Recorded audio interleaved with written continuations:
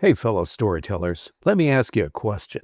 How confident are you that your content actually connects in every market? If you're guessing, it might be time to check out Phrase. Phrase is the industry-leading AI localization platform that helps you deliver content in multiple languages without losing your tone, your message, or your mind. It automates the manual work, slashes review time, and gives you real data on what's working where. Brands like Uber and Zendesk trust Phrase to scale their content across the globe and get it right every time. If you're serious about reaching more people and driving better results internationally, head over to phrase.com/MPN and take a look. That's phrase.com/MPN. Are you tired of juggling multiple software tools to manage your agency? Say hello to Deltek Workbook, the ultimate solution for marketing and communication agencies. With Workbook, you can streamline your projects, resources, and finances all in one place. Imagine real-time dashboards and reports giving you full visibility into your projects, people, and financials.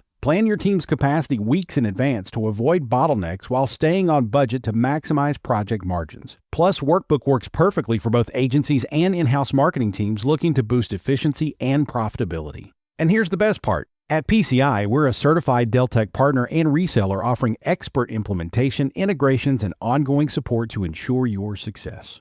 Want to see how Deltek Workbook can transform your operations? For a free consultation, visit pci.us/podcast today. That's pci.us/podcast.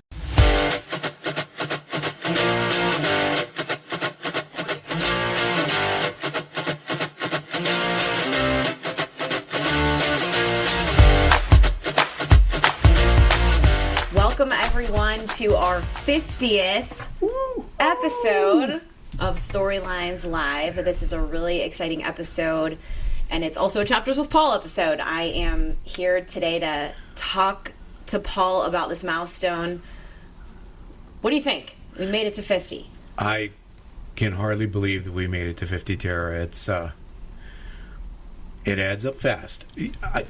Most podcasts don't make it to 10 episodes. Yeah. To make it to 50 is really a huge achievement. And I have to give props here to Tara because she has been instrumental in keeping us on track and making sure that we continue to create great content. So thank you, Tara. Well, thank you, Paul. It's a lot of fun. And what we thought we would do for this episode is reflect and look back. Deep thinking. Yes. Not only about, what we've learned, but what we want to do. We sat down and we put some thoughts together, and we can't share everything in one episode, but we're going to put it all in our show notes. So everything we talk about will go into more detail in our notes. But what we did is we took some categories and we wanted to share with our audience, whether they might want to start their own podcast or might work with a podcast, is what have we learned? And we broke it down into categories: tech and guests and promotions.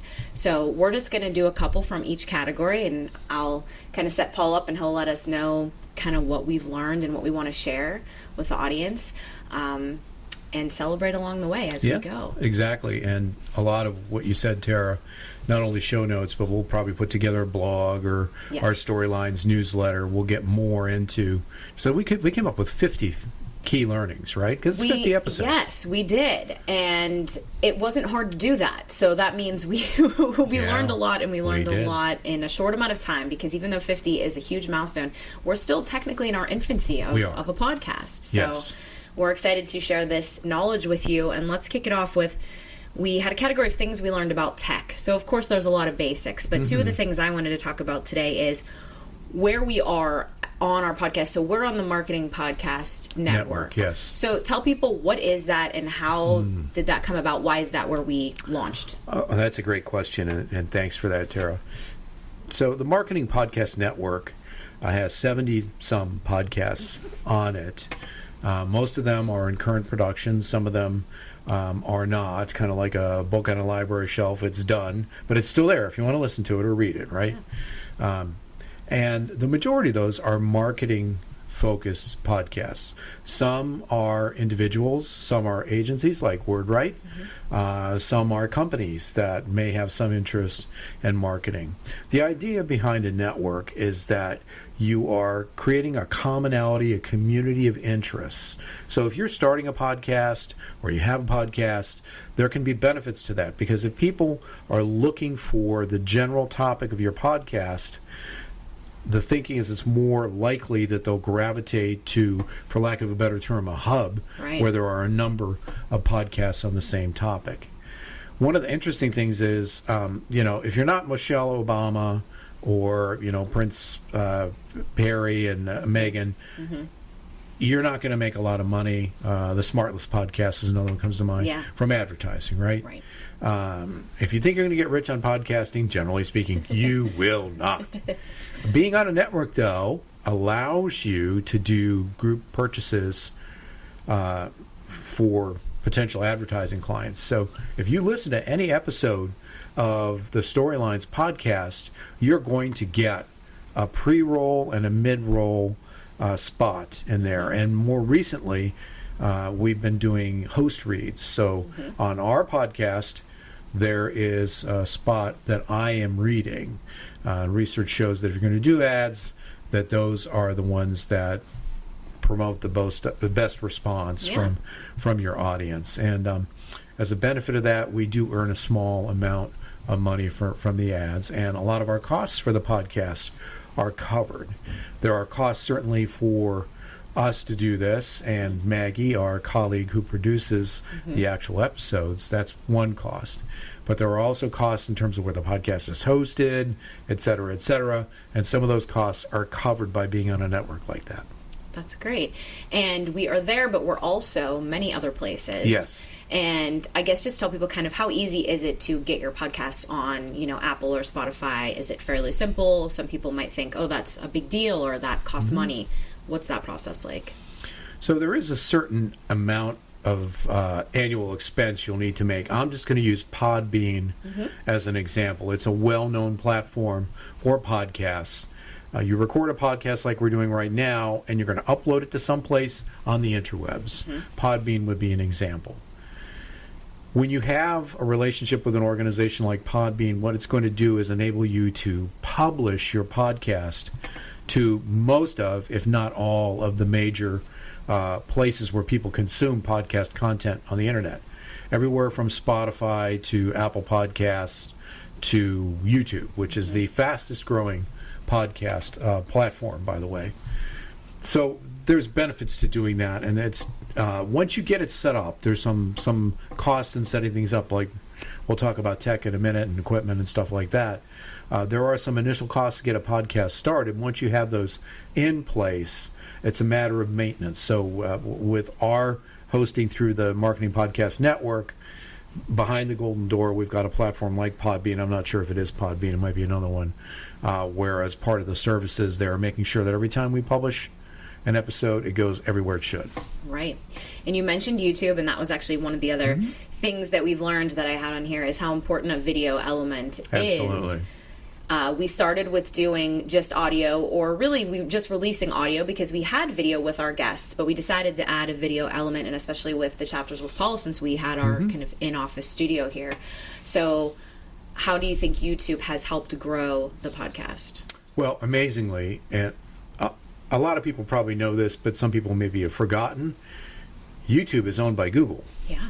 And Google is, probably the most active search engine on the internet. Of course, AI is starting to get in there, and of course, Google has its own flavor of AI searching. Regardless, because of that relationship and because of the video element, YouTube is one of the fastest growing platforms for podcasters. Now, a lot of people will listen to podcasts on YouTube, and they're not actually watching them, right?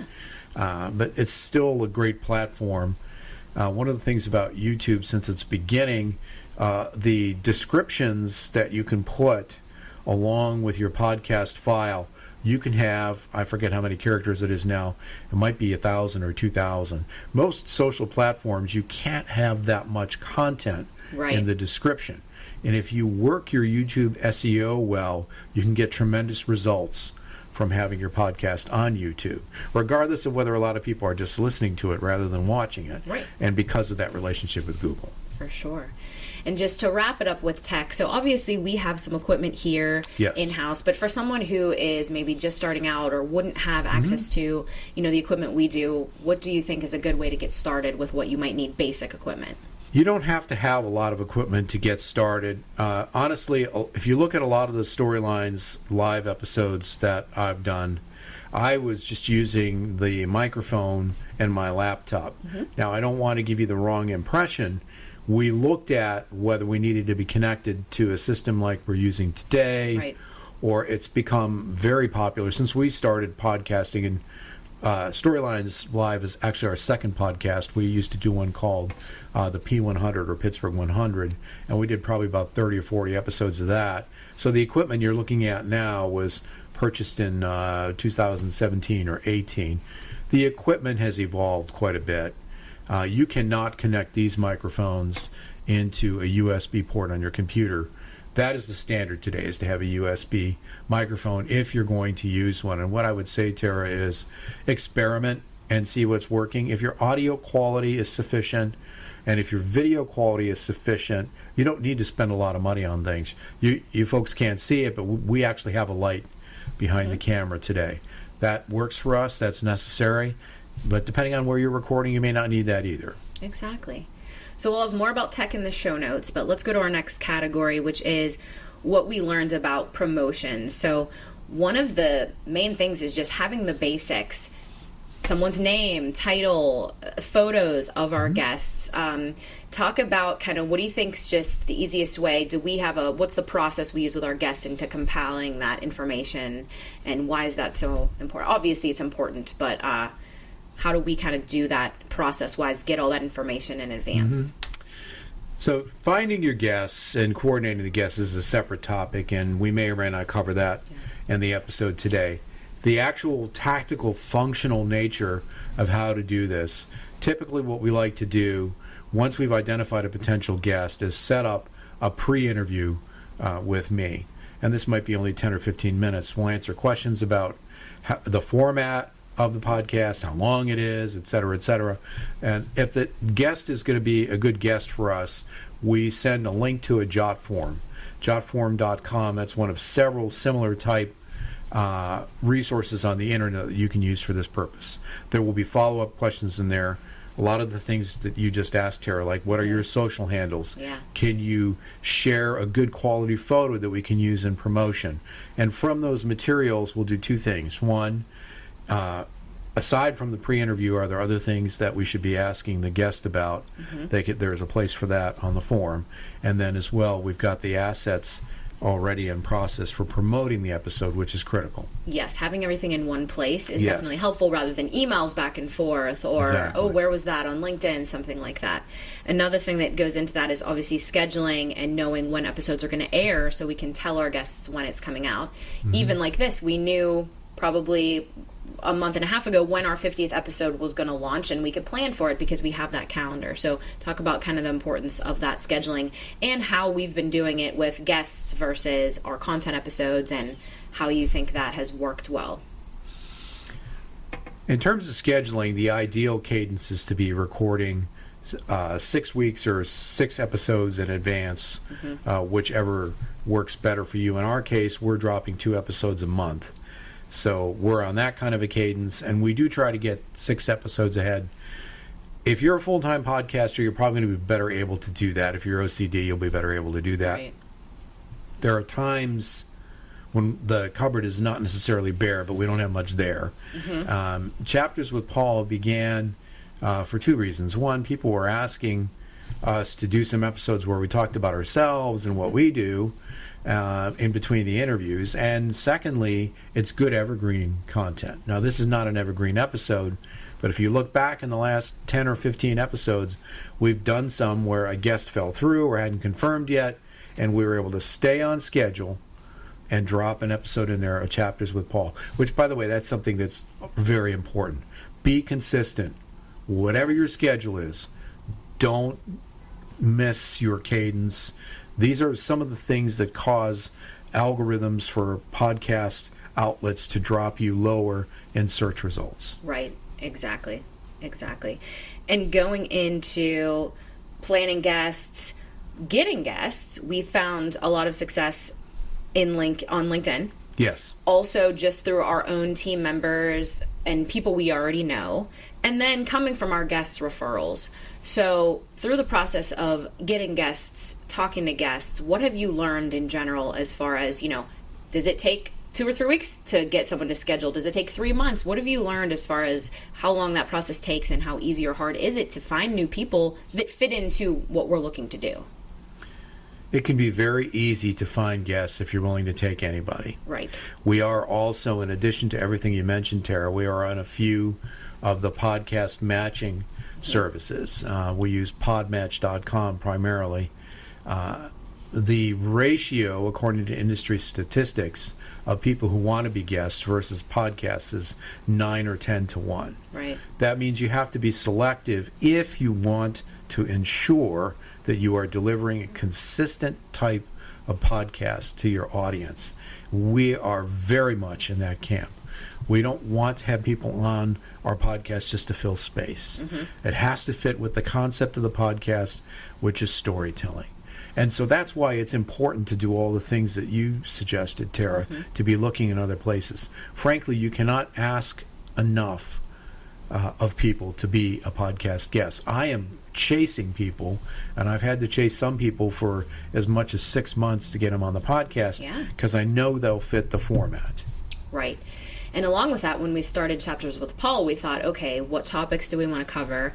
And we kind of looked at 3 things: audience guided, what we were seeing with our own clients, and then just what was kind of happening in the world. What could we talk about? AI or something that was really relevant. So in coming up with topics, if someone was, starting a show or continuing it, what's your best advice to kind of stay on track but still be able to evolve?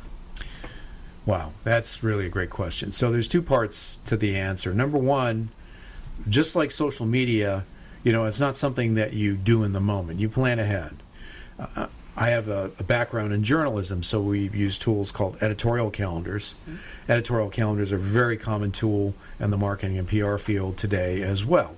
So have a plan and an idea of when you want to be covering certain topics or certain kinds of guests. That'll help you deal with this.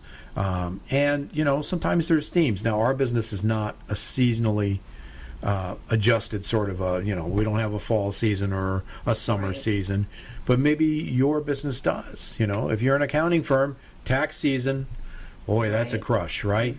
So there are things you can be doing in tax season and outside of tax season as an example, and you can begin to plan so you have good quality episodes. Exactly.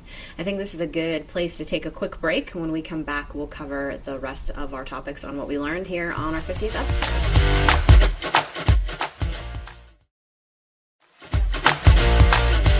All right, welcome back to our 50th episode here on Storylines Live.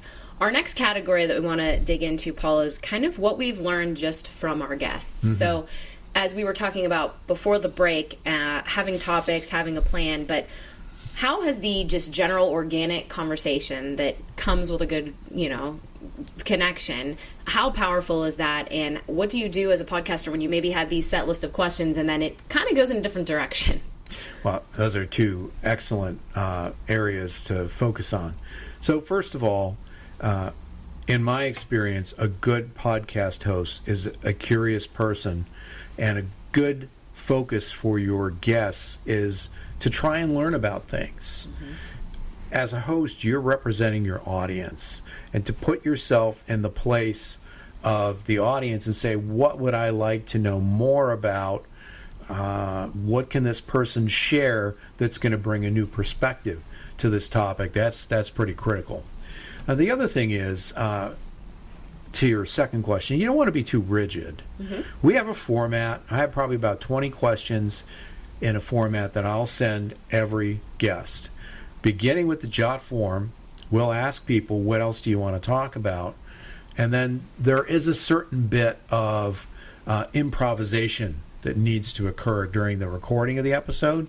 So to your point, Tara, if somebody wants to go in a different direction, you got to be willing to go there with them, as long as where you're going is relevant to your audience. Podcasting is great for so many reasons, one of them being that it's pretty much the only type of content consumption that can be multitasked. I can drive from here to Chicago, where one of our daughters lives, and I can listen to podcasts all the way and still drive the car well and maintain a good speed and all that kind of stuff, right? That said, every audience has an attention span. So you want to make sure that, in the case of our podcast, it's about storytelling, that we're talking about storytelling. The intricate rules of curling or something else, what does that have to do with the topic at hand, right?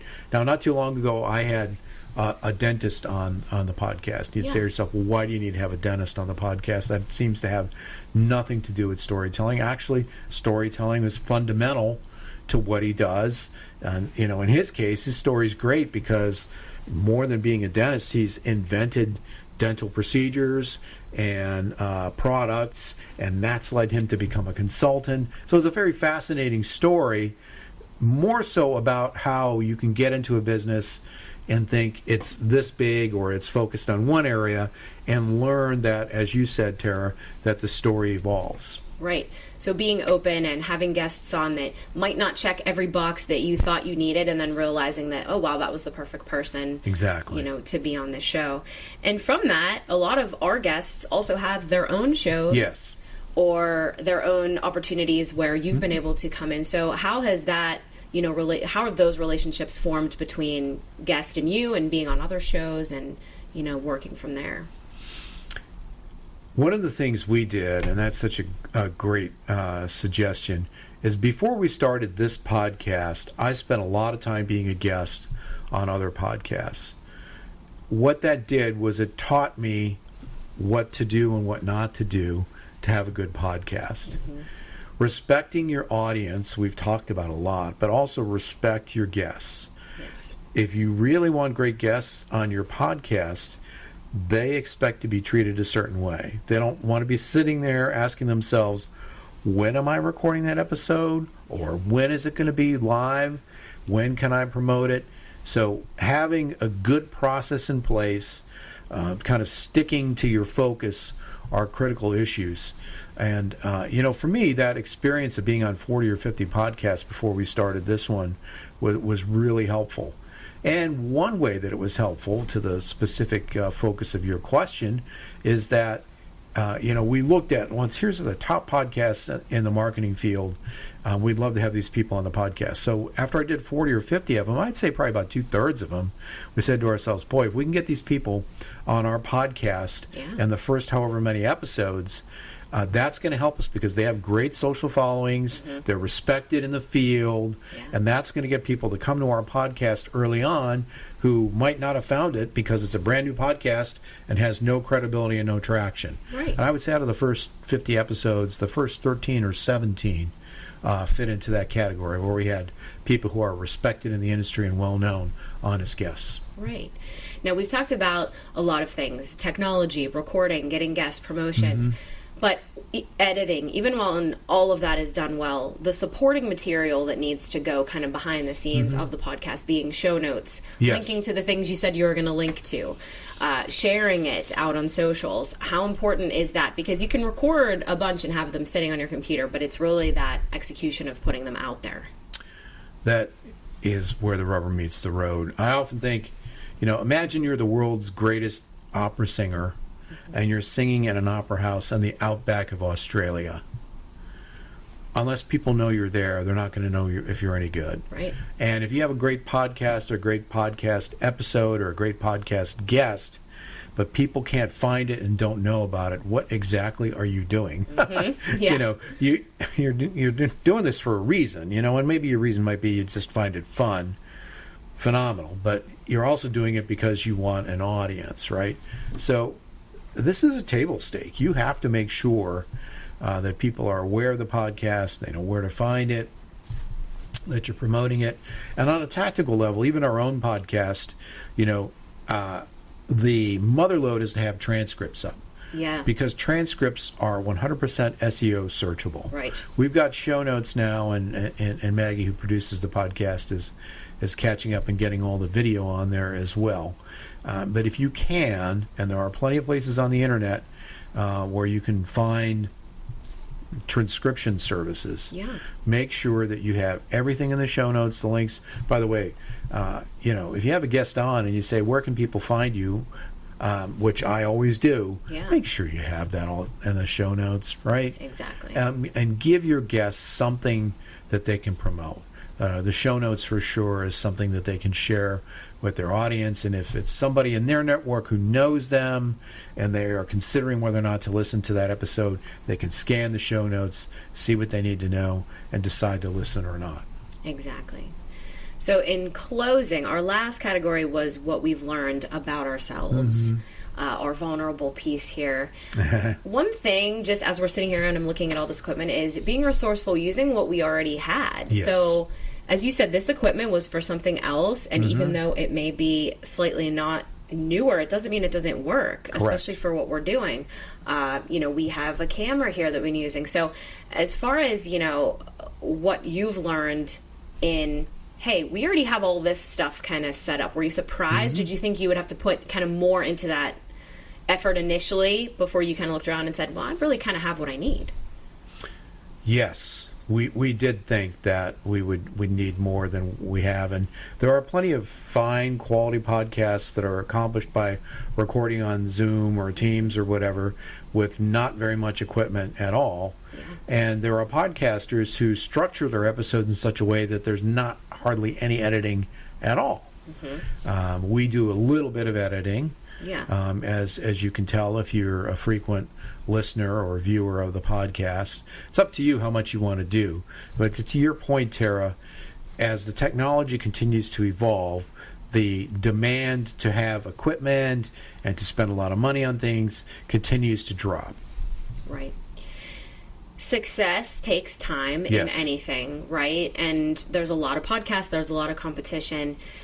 Being, honest, is this where you thought you'd be at 50? Are you surprised at sometimes how long things take? Did you know this was going to be the case? What's your feelings coming up on 50 about where you are with the process and the future? Wow. This is a podcast is a great way to get your thinking out into the marketplace of ideas. And this podcast has been great for that. I find myself many times talking to potential partners or potential clients and referring to a particular podcast episode for them so they can learn more about what we do, what we've done for a specific client, or even just to meet an interesting guest who has a very interesting take on storytelling. As I joked about earlier in this episode, if you go into this thinking, you're going to be the guys behind Smartless or Michelle Obama or Meghan Markle or something like that, probably not a very realistic expectation. Right. Podcasts, generally speaking, are not multi-million-dollar money makers for the podcasters.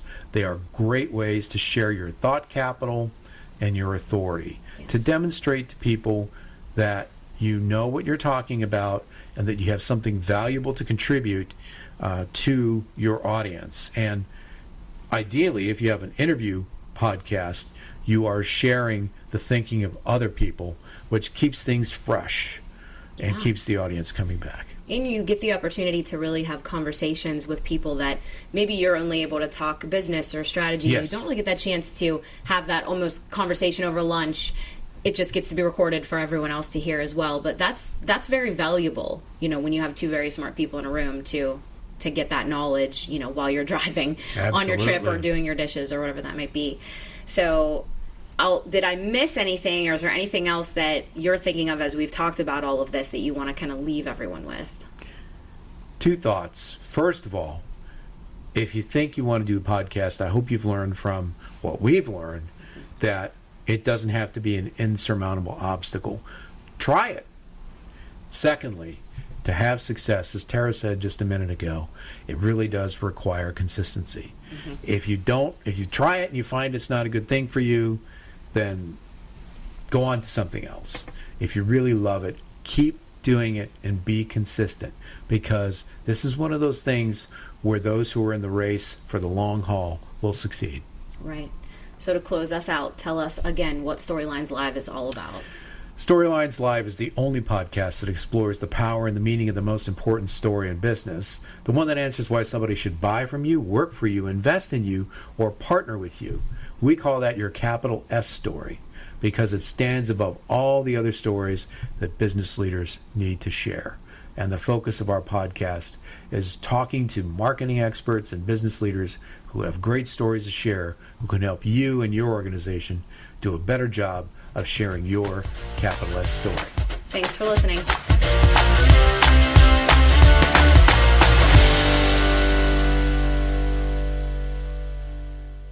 You may know you're listening to this show along the Marketing Podcast Network, but did you know there are other great shows on MPN to help your business? Robbie Samuels hosts the On the Schmooze podcast. Robbie, tell listeners what to expect from the show. Since 2015, I've interviewed entrepreneurs who overcame challenges to achieve success in their field or industry. Tune in to On the Schmooze to listen as I ask deep questions to elicit untold stories about leadership and networking. And where can people subscribe? Find the show at ontheschmooze.com or on marketingpodcast.net, or just search for it wherever you get your podcasts. You heard them. Go subscribe. This podcast is heard along the Marketing Podcast Network. For more great marketing podcasts, visit marketingpodcasts.net.